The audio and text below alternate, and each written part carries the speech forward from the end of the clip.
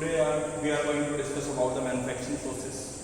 Manufacturing process is very important subject for mechanical engineers because it deals with the production of our companies or other things. So manufacturing process is defined as converting the raw material into the final product. Means it is a value addition process. If we want to produce something like refrigerator, so we purchase the compressor, evaporator, throttling valve or expansion devices or condenser, and we assemble, and these are the raw materials. Individually raw material is like for refrigerator, compression, condenser, evaporator and throttling valve, expansion device. Also electrical circuit or more. So then we assemble this and we get the refrigerator. So we added the value. Means manufacturing process may be defined as converting the raw material into the final product, and it is also defined as the value addition process. So there are many manufacturing processes, mainly casting,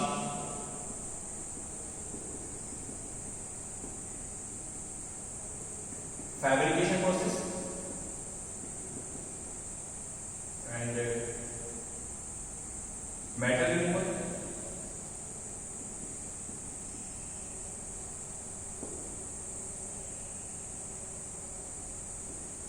or sheet metal like extrusion, forming process, forming. So these are secondary process, but casting is main, primary process.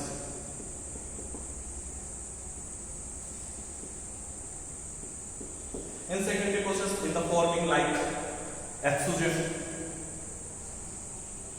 many other processes in the fabrication of metal removal is using to find out to get the desired dimension and accuracy. We have removed the some metal. So casting. What is casting? Casting is oldest manufacturing process in which we have to liquid. Firstly, we get the molten liquid metal. Molten liquid metal means melting of the metal and allowed to solidify in the predefined mold. Means casting may be defined as the molten liquid metal is allowed to solidify in predefined mold cavity. Means which we have to produce like square, cube, like cube. Then we produce a cavity like the cube, and the liquid metal fill in the cavity and allowed to solidify to the room temperature. So cavity, part of cavity is pattern, molding sand,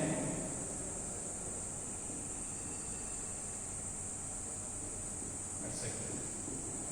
So what is pattern? Pattern may be defined as a replica of the final product. Replica of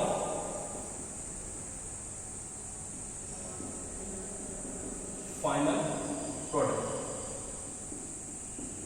Whatever we have to want to produce, we produce the replica and then liquid metal fill in that replica and get the solidified. That is casting. So pattern is the replica of the final product. So when we are going to the replica of the final product or manufacturing of pattern, then we use some allowances to get the desired dimension. What are the different type of allowances used in the casting? We discussed.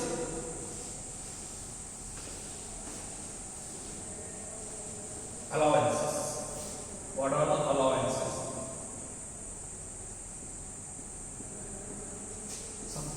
Number one, shrinkage allowance. Shrinkage allowance. Second one is paper allowance.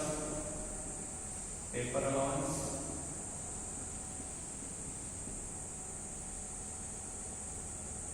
Third one is shaking or wrapping.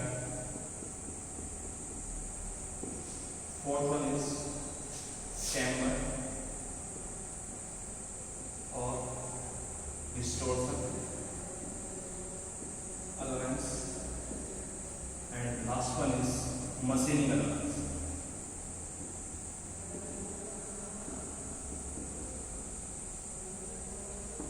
Why we are using the allowance? So these are the different type of allowance. Now first shrinkage allowance. Why we use shrinkage allowance? If we fill the mold in the pattern is replica of the final product what we want to produce. So when we are going to fill the liquid metal and allow the solid flow, then the volume of the casting is shrinking. Means after solidification there is some shrinkage. So to compensate that shrinkage, we compensate with the pattern size. So to get the final size, we provide the allowances. Shrinkage allowance is to compensate the solidification or shrink allowance. Taper allowance. Taper allowance is used for easily removal of the casting, like that taper. So we can easily get out the product. Next is checking.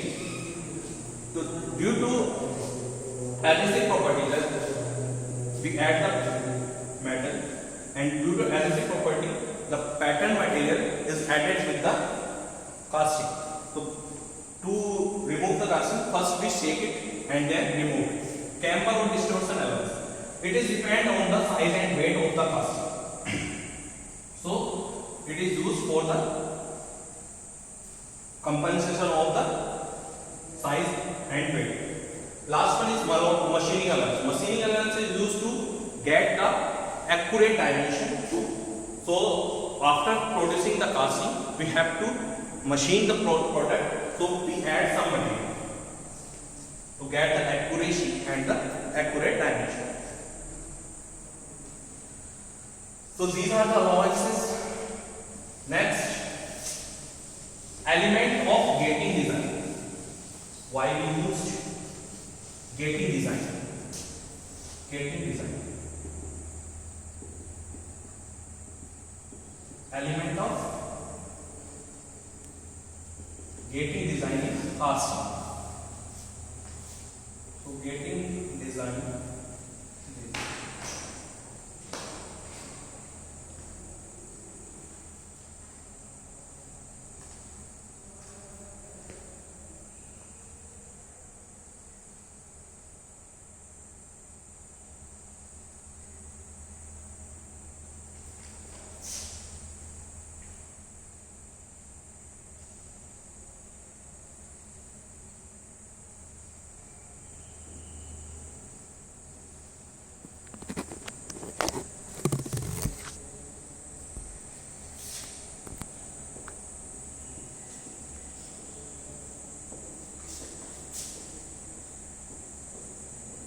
This is the complete diagram of casting. How to fill the metal in the cavity.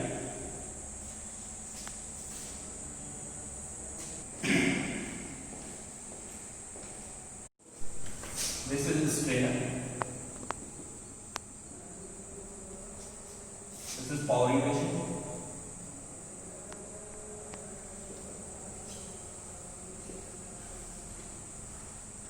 This is screw.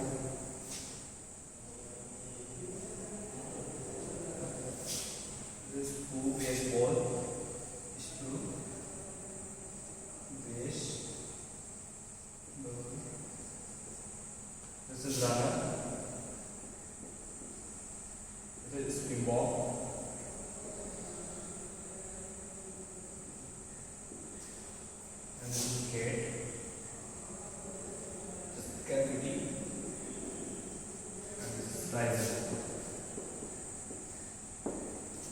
Powering machine, firstly we enter the liquid metal into the powering machine and steam it, then flow it from the runner and passes to the stove and then enter to the cavity. Why we are using this gating element design? So to avoid the splashing, if we directly enter the liquid metal into this, then there will be splashing and erosion and inclusion.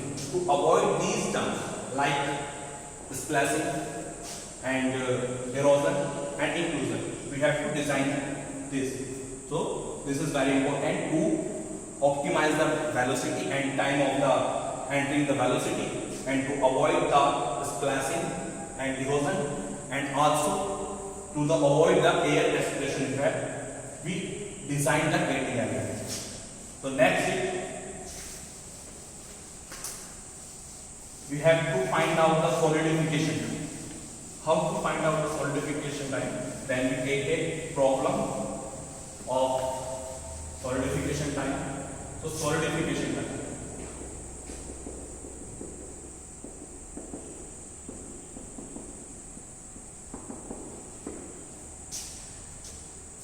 This is given by the Tornado rules, the principle.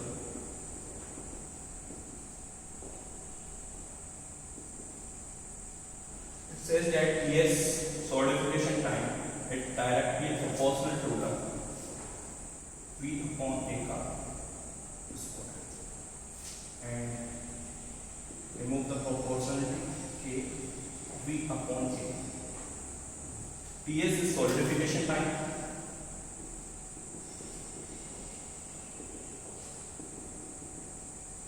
K is solidification factor.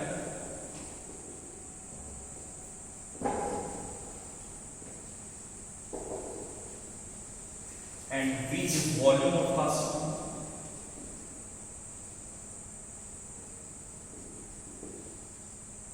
And A is surface area of plastic.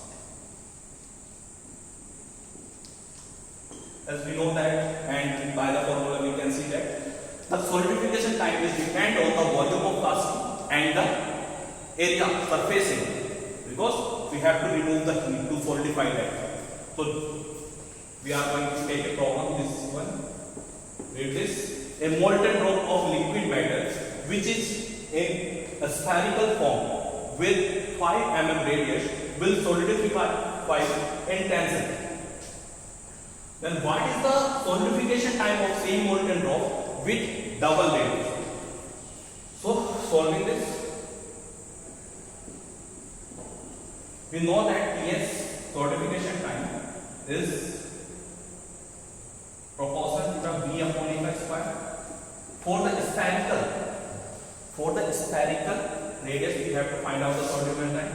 Then V upon A must be V is spherical form 4 by 3 pi r cube, and the surface area of spherical drop is 4 pi r square. Then it will come r by 3, and then Ts1 upon Ts2 equal to r by 3 1 upon r by 3 second condition का whole square. Then it will comes out Ts1 equal to upon Ts2 equal to r1 upon r2 का whole square.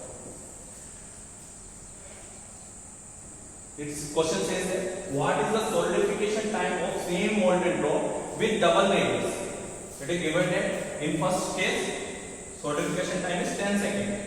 We have to find out the Ts2 and the radius r1. Take it.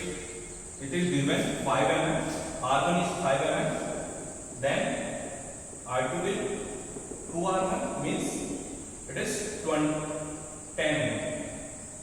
5 into 2 10 mm. Then R1 is 5 upon